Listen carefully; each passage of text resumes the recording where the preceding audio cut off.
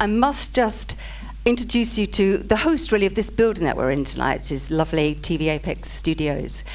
He's a very, very good orthopedic surgeon. You could probably just see him outside there, qualified there, his new patient. And he is an IT consultant. I think he's Vice President of Brain Trust UK and President of WCOP. He's got so many qualifications, but tonight the qualification is he's been married a long time, so he should know something about love. Please welcome on stage Suhail Chughtai, Doctor.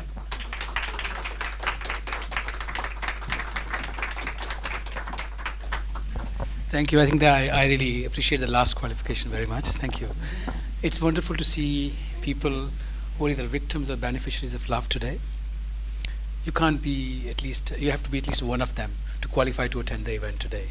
So as you are, and I think, why we're doing this event just to make sure that we have done so many academic events, so many professional events, but we haven't done events which touch the sentiments. And I thought when Arif spoke to me that I want to do a DVD on psychology of love, I thought we have to go along and do that. And then Alex came in, and then both of them, I saw them working very hard on the DVD.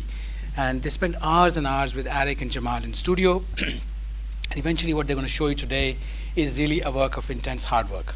Thank you, Arif and Alex, to share this with TV Apex today, and I hope that you do well, as people are here who are very watchful. What's the psychology of love?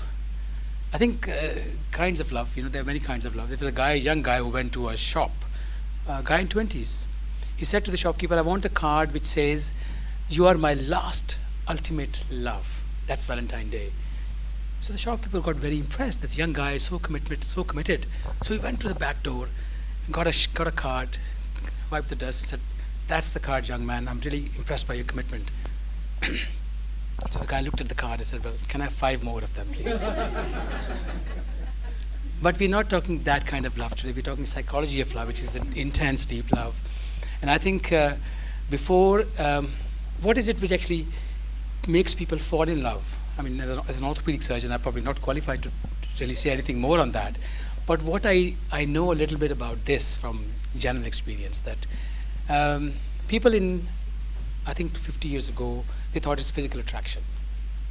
Then came rescue by Professor Ray Bull, who proved by his research it's not physical attraction, it's charisma, which is defined by a combination of mental and physical abilities. So it's charisma, and he rescued 2 people who are less attractive and slightly disadvantaged immediately. The word is immediately. It's not disadvantaged to be less attractive, it's an immediate disadvantage.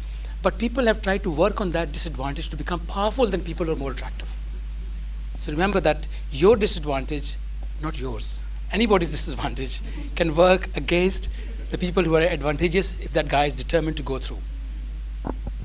Now this charismatic people, they are confident, they use their hand gestures, they use their eyes, they look at you differently.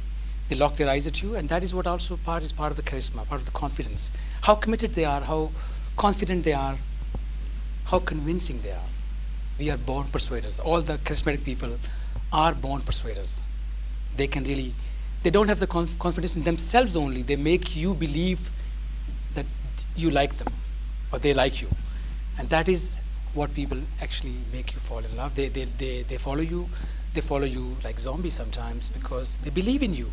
And once they believe in you, then they don't want to define you after that. Once they believe in you, there is no definition, and that's part of love again.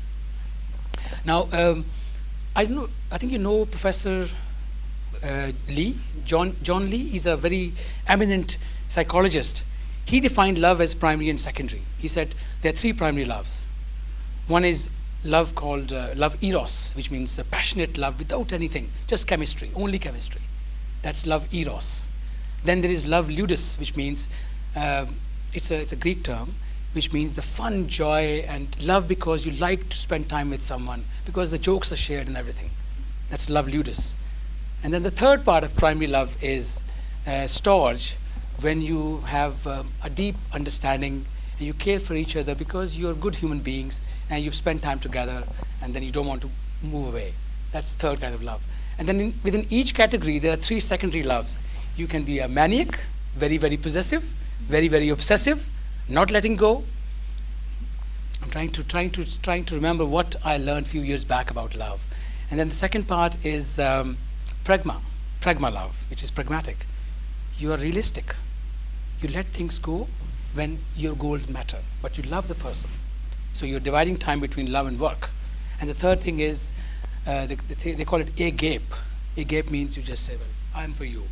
No reason, I just give my everything for you. I have no life but you. That's the third kind of secondary love. But anyway, it's not a lecture on love. It's a talk about psychology of love. And I think, as a doctor, I know one thing, that love and chicken pox, when they are late in life, they're very dangerous. They're very dangerous. So avoid them if you can, but if you can't, you are actually in the right decision making. Thank you. Thank you very much.